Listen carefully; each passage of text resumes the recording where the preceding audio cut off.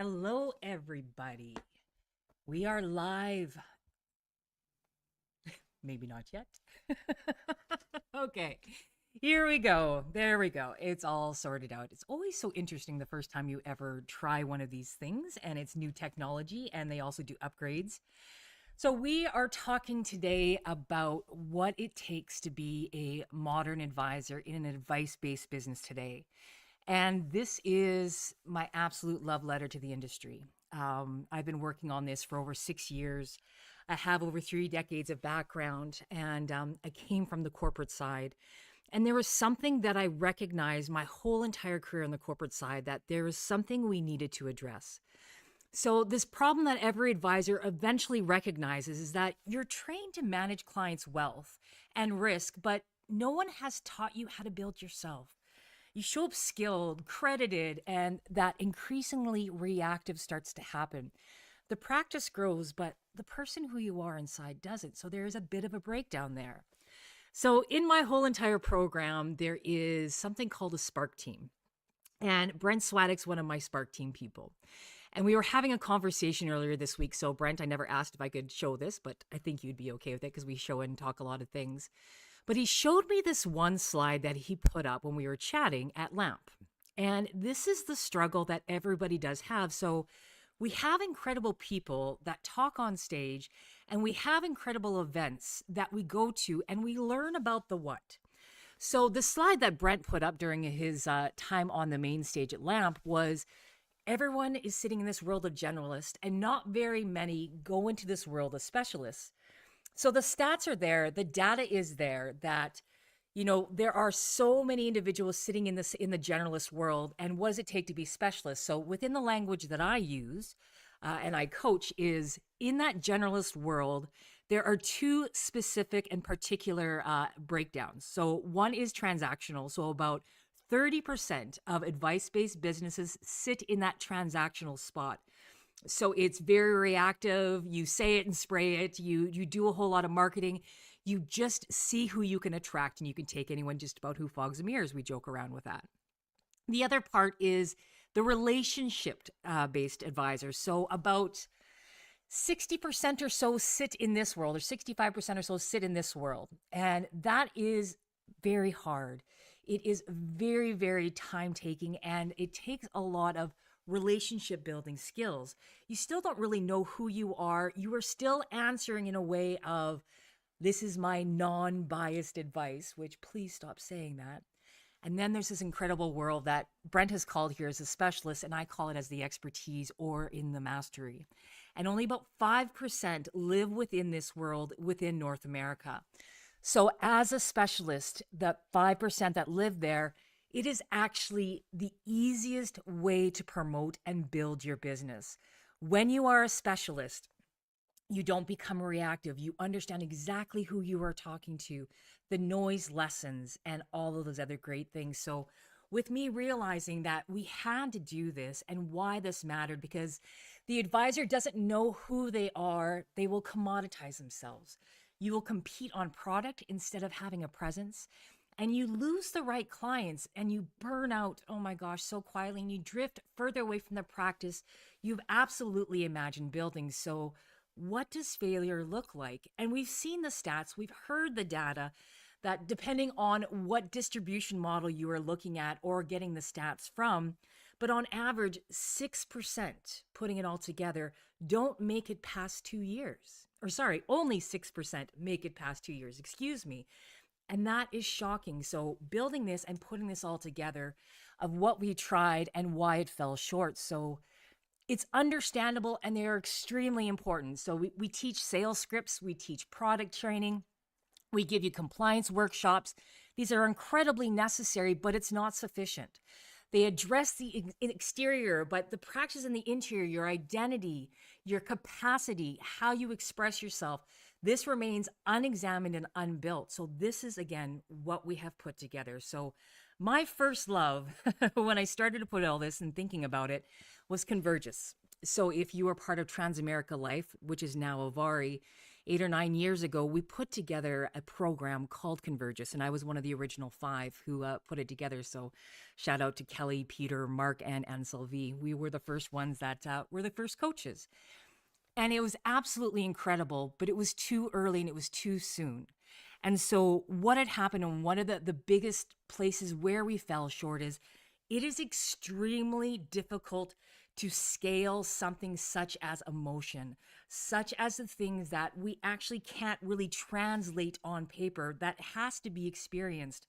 And the world of AI and automation, which we are living in today, has helped us do that because we are going to build the person first, then we build a product, and then we go and utilize AI and automation in the most fantastic way to help get this out. So that is what's really, truly changed. So my turning point in my thinking was you can't build a sustainable practice on an unclear identity. You just can't. The work has to start from the inside, from your values, your lived experience, your self-knowledge, and it can move outward into the right systems, into the right messaging, so you have the stronger client relationships. That becomes that absolute huge, large foundation of everything. So I have a saying of beyond the product, there's you. So the big work blueprint.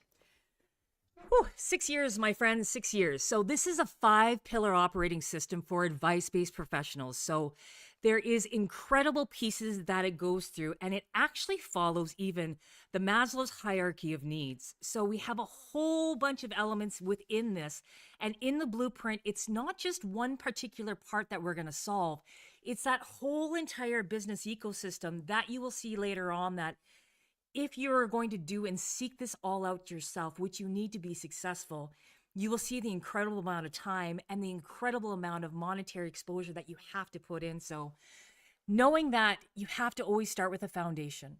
And then once you have that foundation, you need to understand capacity. Do I have enough capacity to be able to do this? Because we start with all these great, fantastic ideas, but we soon start to realize I don't have the capacity to do all this.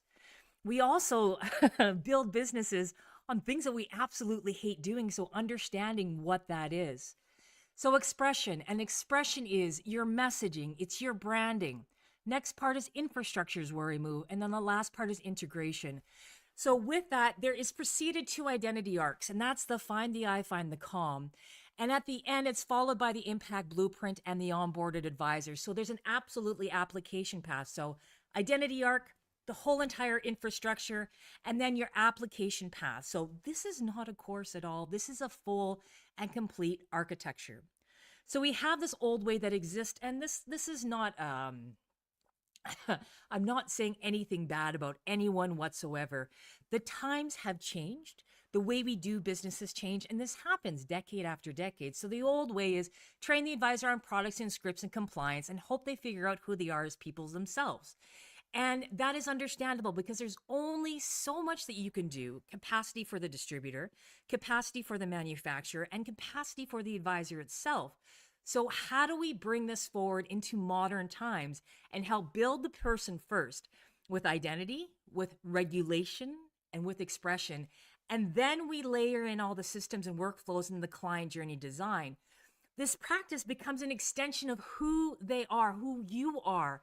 And it's not a performance anymore. You are actually showing up who you are supposed to be. And this becomes a departure from the old way, not as a disruption. So how does this all work? There's a journey in practice, and full disclosure, I am not here today and going forward to convince you to go and buy into my program. I am here to show you first and foremost that I have listened in so many different ways. So the results, we've been beta testing this for 6 years, and it's incredible. So, ending this little part with how you feel. Your advisor, as an advisor, you don't compete on products anymore. You start leading with your absolute presence. And the practice and the person, you mature together. So when people ask, who's the ideal profile of the advisor to come into this program, who's benefited from it, it's not how many years you have been an advisor in practice. It's your maturity level, right? So are you ready? It's not a certain amount of years. It's your actual maturity level that you are ready to go and invest in yourself. And this whole entire big work, it just becomes the outcome. So very, very small, and I'm going to try and just help you understand this piece. And this is a bit of my head office background, and we've got to show you the real stuff, right? So with our 6 years of beta testing, there's a lot of incredible information. And this whole entire program timing and content breakdown, I'm not going to break down the full entire part here. So this is just a snapshot from some of my executive summaries that I have. So within this, there's 5 pillars. There are 24 frameworks, which equals over 100 video segments. There are over 43, one-page tools. There are 4 workbooks. And there are over 26 sessions per year that come in that we do a bi-weekly Zoom. So when you start looking at it, I only broke out the first pillar, and we're going to go into these pillars and everything else a little bit more. But in your personal UVP, there is values, lived experience, personal standards, then your professional one, your expertise, your offers, your audience, the outcomes, and your credibility. Your annual actions, I call those pillars and intentions. So what is your yearly focus? What are your priorities? What are your non-negotiables that you have to do that are unmovable? And then your UVP, which I have turned from a noun to a verb, it's actually your uncoverable. So uncover, validate, and position yourself. So when you look at this, there are over 6 video segments in this first foundational framework. There are 4 one-page tools. There are an hour and a half estimated video hours that are there for you. There's online Zooms, live Zooms, and then the estimated hours that it takes to get these pieces done. So all the delivery formats, there's video, there's workbook, there's one-pagers. There's a lot here, my friends. So when we start looking at this next part of what would it cost you? What would it absolutely cost you to hire individually? And looking at this whole entire cost breakdown and looking at the typical rate per hour, when we add this all together, it is over 75,000 Canadian dollars that it would cost you to do this. So I coach in Canada and the US, and it's so important to look and see, okay, if you were to seek this out on your own, how much it would cost you. And then the secondary question is, we know this is important. We have built this and it has been beta tested so many times, but why do people stall? And this is why I had to do this whole entire blueprint and put everything together, is that we stall because of momentum. We don't know where to go next, what the next logical step is, how and who to find as a resource. So when we're looking at identity mindset that the Big Work Blueprint covers, there's an executive or a life coach, there's a business coach time, there's a mindset or an NLP coach. There's brand strategists, there's copywriters that we cover, there's content strategists, there's storytelling and a narrative coach. Under the systems and operations, there's business systems consultants, automation specialist, tech stack advisor, executive assistant, and CRM. On the financial and pricing, there is the business planners, the strategy, the decision-making coach. On the annual people and on the community building part, there is the peer mindset group that we cover and the industry mentor. So again, hiring all this separately, it would be about $75,000 for you. So when we look at the cost-benefit analysis of the 24 frameworks across 5 pillars, all those one-pager tools, and all those pieces, there's a self-paced a self-paced video format, and then there is the Zoom meetings, and it complements with those one-pager tool every single video that is in there. The workbooks will give you foundation, capacity, and integration, the bi-weekly meetups, real-time feedback that happens, and there's frameworks that evolve with you as the human being, which is so incredibly important. So when we start looking at the quantitative value, so before I said a lot of times, the programs that really move forward, the elements in those pieces, even when you go back to that first slide of that big jump between becoming the generalist to the specialist, those are things you can't really quantify. But these are the outcomes through the years that I've been beta testing this and my almost 3 decades in the industry. This is what starts to happen, and this is what we have proved. This return of investment and happens at the estimated value that comes through. Now, this is based on, I did the family market because there are also people that came in through my beta test that were in the corporate market, and there were some very large cases. So in that world, some people went all the way through from a $2 million year over year growth to an $11 million year over year growth to those things that you can't quantify of one advisor kept their practice going while they helped their mother going through cancer and then she eventually passed away. So you can't quantify this whole entire part, but if you need the absolute numbers and what I have seen as the estimated value that the return of investment that has happened is around $191,000, right? On optimistic base case scenario. I would love to give you a guarantee, but I can't give you a guarantee on this. But I will say that if you show up, if you do the big work and you follow this whole entire system, you will see at least a double of your income year over year after you're putting this through. Guaranteed. So when we start looking at this, so this whole entire program, we've costed it at around $12,000. And in the way we have put it forward and we launch it in May is that this part of we're going to do a monthly. It's not pay it all at once. It's monthly installments. You are not stuck to a contract. If you don't like it and you don't want to stay, you can leave anytime, right? So I think it's truly important that I buy into you and you buy into the program itself. So when you're looking at $1,000 a month, this whole program, we coached it in a coaching tier, but it's not an absolutely luxury tier. So everything that's in it, and even the business evaluators that have looked at our stuff, have priced it at around $30,000. And I thought, I'm not going to do that. We have to start from somewhere. We have to start and make this obtainable. So when you start looking at breaking out that cost benefit analysis, it's $46 a week. It's $9 a day, right? It's your parking. It's so much less expensive than hiring someone. The client retention and the payback is incredible. And it's accountability and community included. So it's quite large. This one you can't see, but this is just kind of the Zoom breakout. So I'm just going to kind of zoom into the first couple of ones. So when you are looking at this whole entire ecosystem of what this all goes through, the find the eye, find the calm, the 5 pillars. So again, I just kind of snapshotted the first part, but when you're looking at the sessions, when you're looking at the format, we have hot seat, we have group coaching, we have workshops, right? So it truly has foundationally, behaviorally evolved through it all. And there's a frequency that happens, and it's really important of, you will see when I go in further, there's some repetitive pieces we bring back. Some of that being the unique value proposition personally and professionally, because you have to revisit this all the time.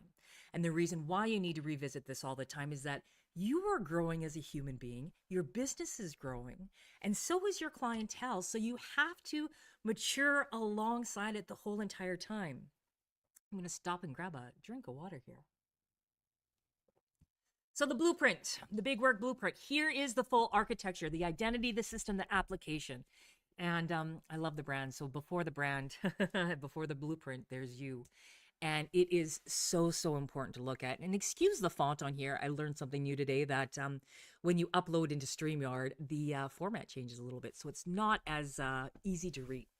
So here's the full architecture. When you look at this whole entire architecture and everything that is sitting in here, each part can either be done on its own or as a whole entire architecture or blueprint. So in the beginning with the identity that we talked about, there's find the I, find the calm, and this is about who you are. It's your identity, it's the truth, it's the self-recognition. And then the calm, that is this whole entire blueprint part that we built of how do you create, how do you align, how do you lead, and what does your mastery look like? And there's a behavioral archetype that we do with that. And then there's also of how do you apply this to your everyday life and business. Then there's that 5 foundational pillars. So I talked about, foundation. I've talked about capacity, expression, infrastructure, and then that whole part of integration. And then there's the application path. So we have this big impact blueprint that we have, and then we have the onboarded advisors. So when you look at this and you see this, you understand why there's over 26 sessions, there's hundreds of videos, all of those pieces, because this is not a one and done. This is an ongoing, annual, repetitive, evergreen program that you go through. Oh, I love this so much. So the first one, the identity arc, find the I. So this is identity. This is truth. This is self-recognition. This is who you are before what you do. So why we do this and the baseline in there in the 4 videos that we go through, and then the bi-weekly Zoom is who are you before you what you do?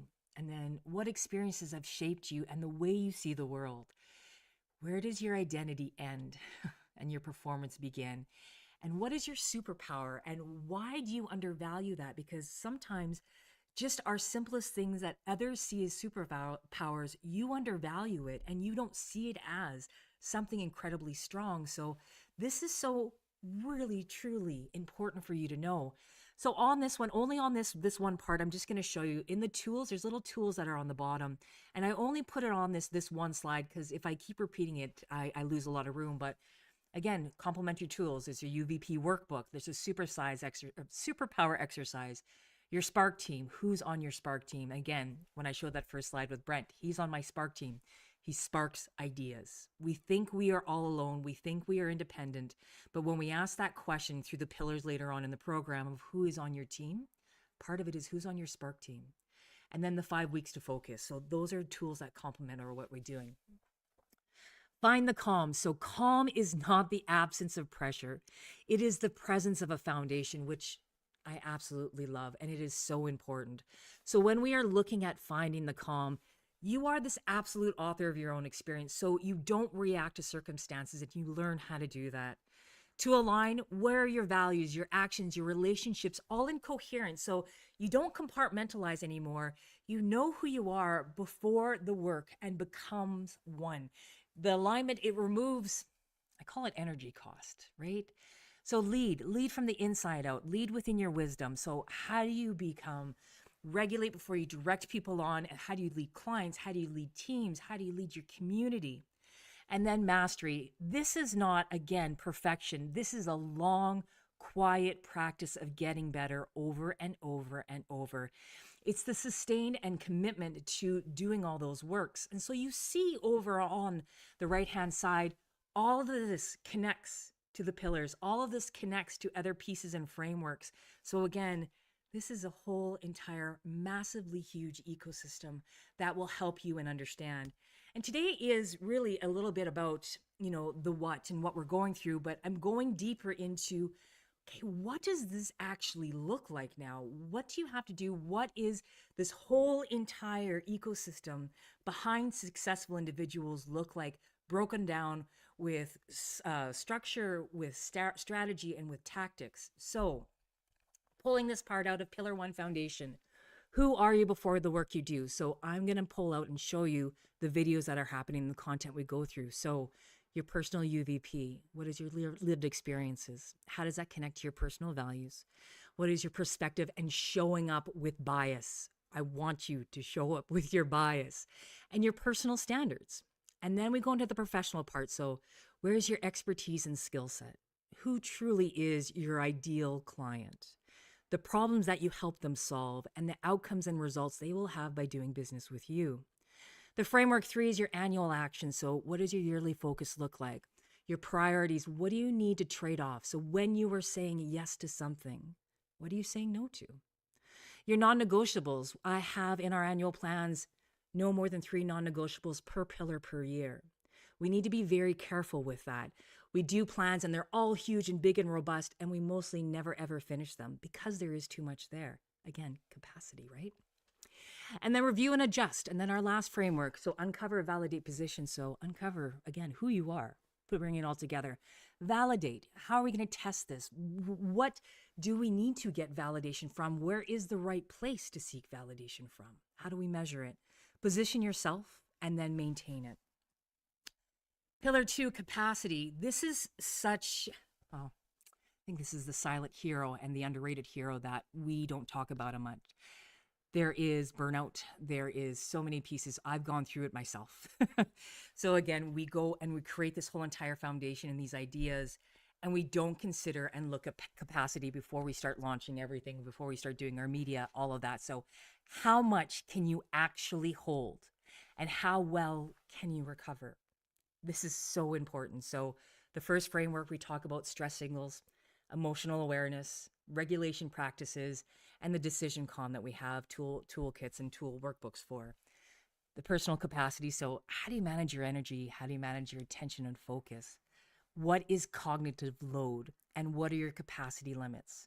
Again, we don't talk about this enough, and these are the parts of the human being that we need to build to go from that whole world of generalist or transactional or relationship based to a specialist, to that expertise, to your mastery.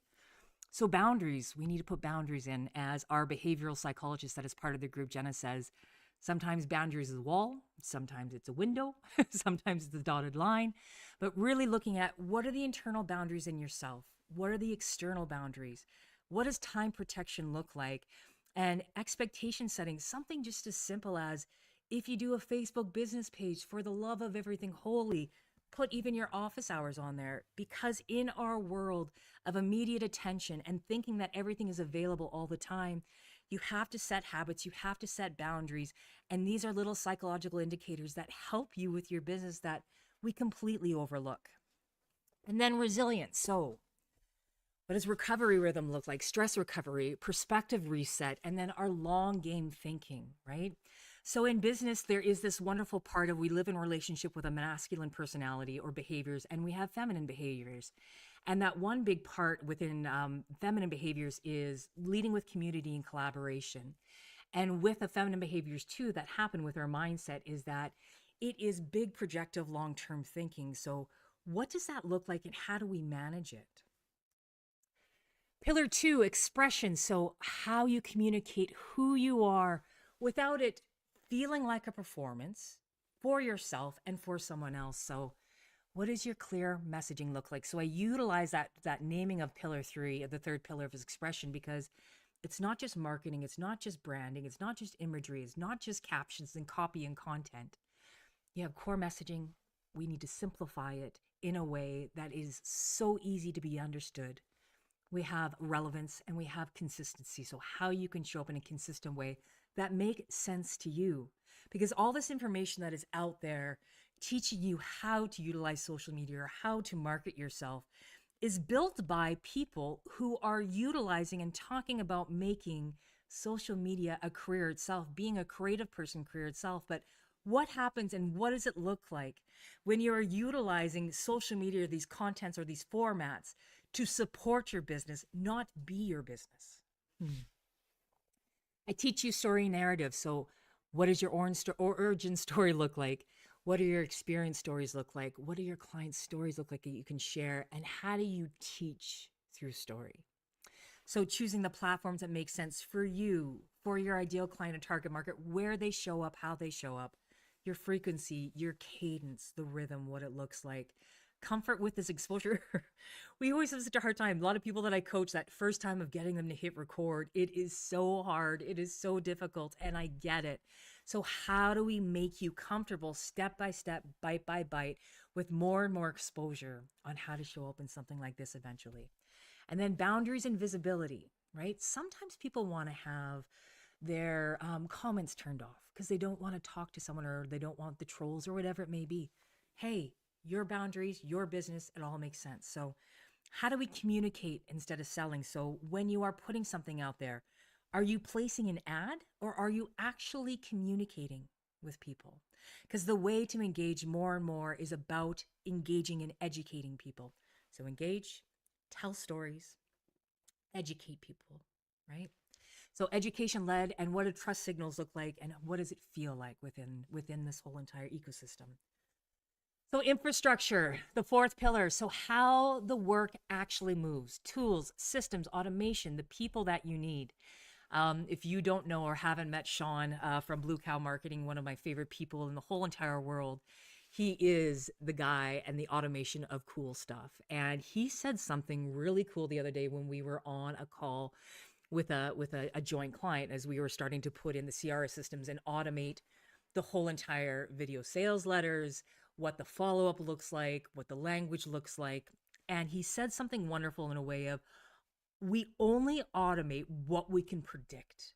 And I love that so much. So people try to predict chatbots or having you answer questions or stuff like that. I will tell you, it does not work. And you piss more people off with that kind of stuff, right? So your biggest part and that largest flex that you have is how do you automate, but keep that humanity, that human element in there? So what does your right tools look like? What is the purpose of these tools? Do you have too many tools, right? And how do you simplify it all? Our tech stacks are absolutely huge, right? So, how do we even just take an audit of what are we paying for the subscriptions? I know I did that last month and I'm going, oh my gosh, I saved myself about $300 a month on subscriptions I just didn't need. What are the core workflows look like? How do you hand off to other people? Where are the bottlenecks happening, right? So, a lot of times I see advisors pay tens of thousands of dollars. I will tell you, tens of thousands of dollars for lead generation, where there's video sales letters and all that kind of stuff. But are we optimizing it? Where are the bottlenecks? What are we looking at? What does the system look like when someone is going through to click onto your ads, to come into the introduction letter, to come into the frequently asked questions parts, to where do they fall off? Where is the language not hitting? You need to look at that. If you're spending all that money on lead generation, and usually we fix everything in the beginning of when we figure out who we are, who we are talking to, the language, and then we go do those pieces. Again, structure, strategy, tactics. So, support structure. So, what does your internal support look like? Who is helping you? The external support, the delegation. How do you delegate? Again, we build businesses, especially when we are independent entrepreneurs and starting out in the beginning, solopreneurs. It is so, so hard because we are in the first couple of years building on something and having to do things that we hate doing. So, how do we start to delegate? And what does the oversight look like when we are delegating to people? How do we keep track? How do we communicate the right way to make sure that standard operating procedures are happening, that the key point indicators, we are hitting them, right? What is working? What is not? Integration.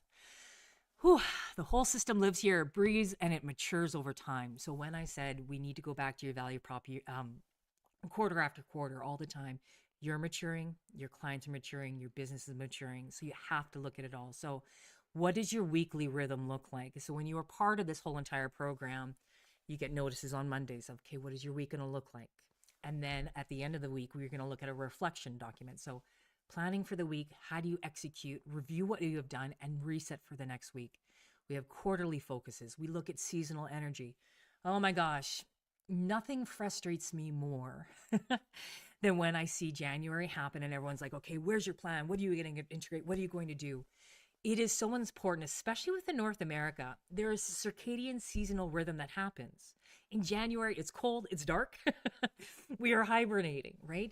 You're not ready to start launching everything. That's why when you see campaigns, the strongest campaigns that happen, the strongest planning that happens in the springtime, right? Annual reviews, course correction. We look at the third framework. So that yes, no criteria, we help you through that part. What is your opportunity cost?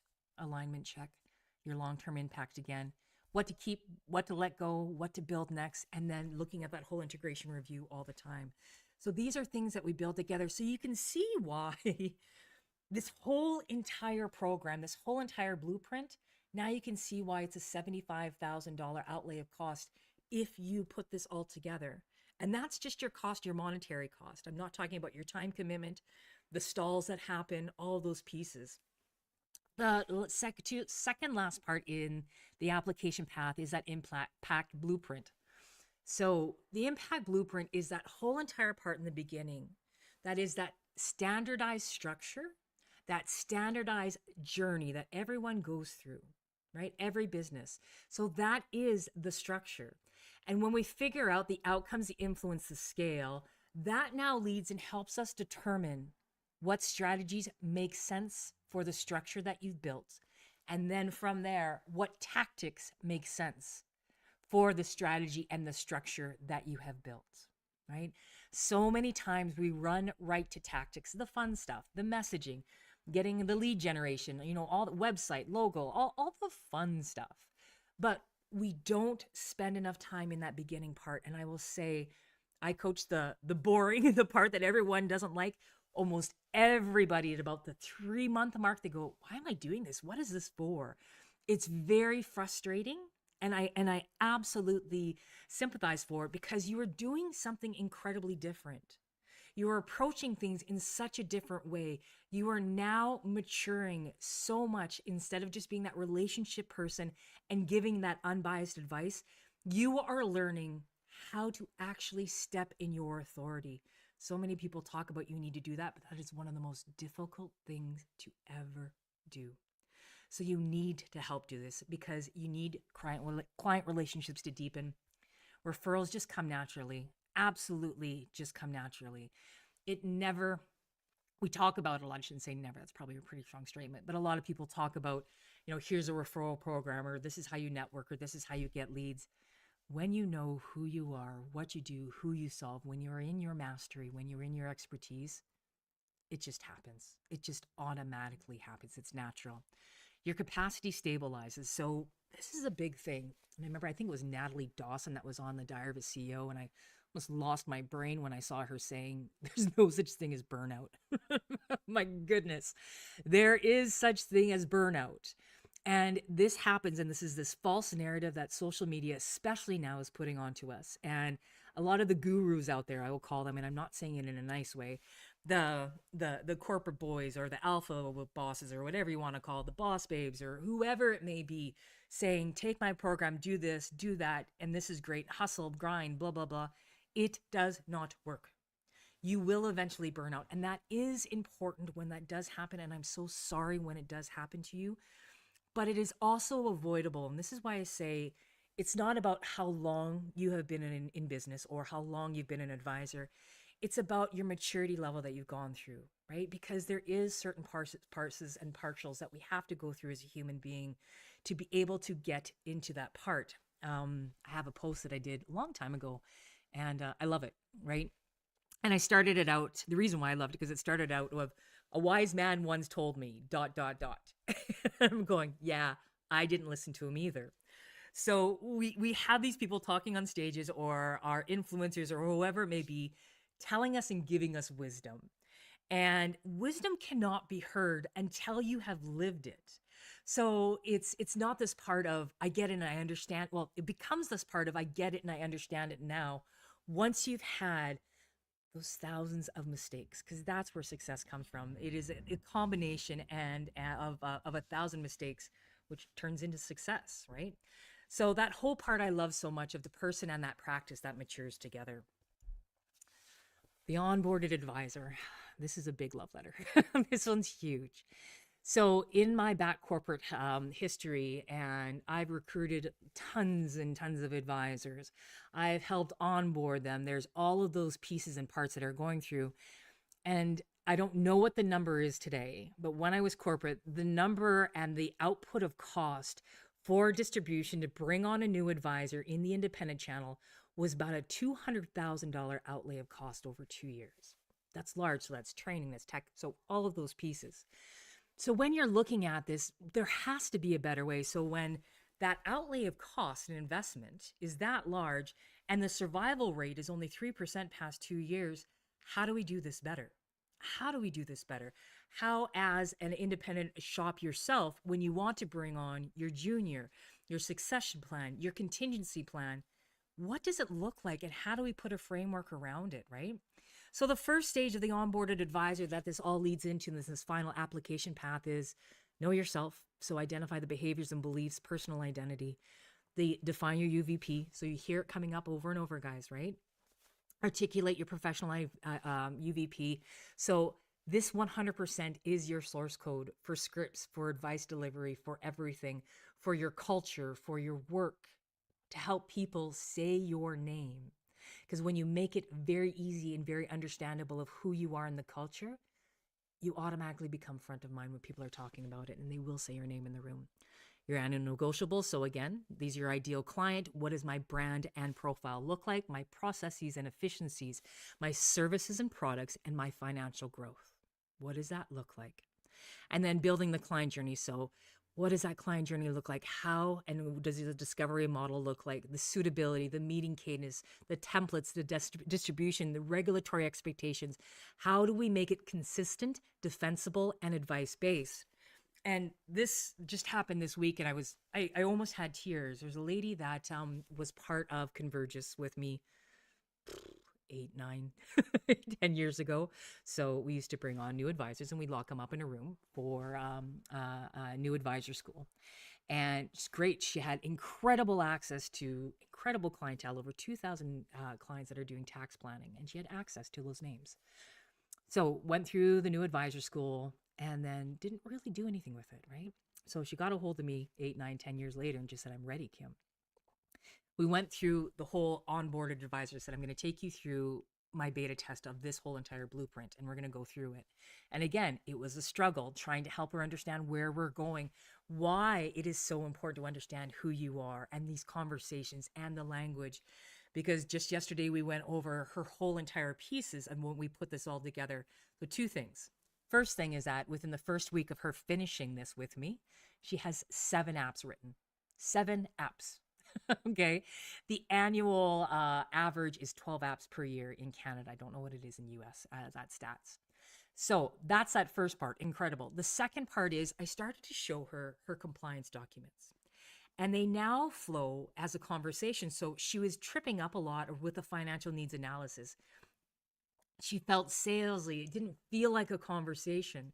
So we took that whole identity that we pulled out.